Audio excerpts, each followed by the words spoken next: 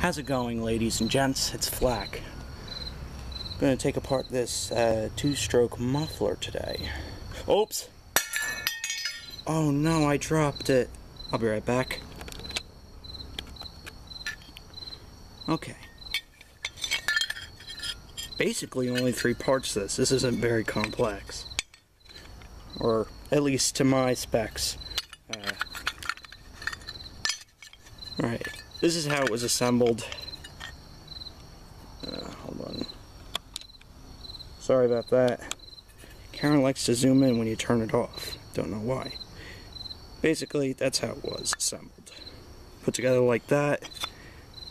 Guess it just snapped on together. They didn't, damn mosquitoes. They didn't weld it together or anything. It's just basically like it snaps together.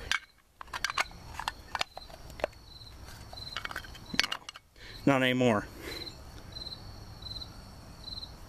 Basically, exhaust travels through this, and it hits this area. So it has to escape through the little holes, which actually looks like the inside of a glass pack. Then it escapes through these little outlets, 4 of them. That probably gives enough back pressure. Interesting.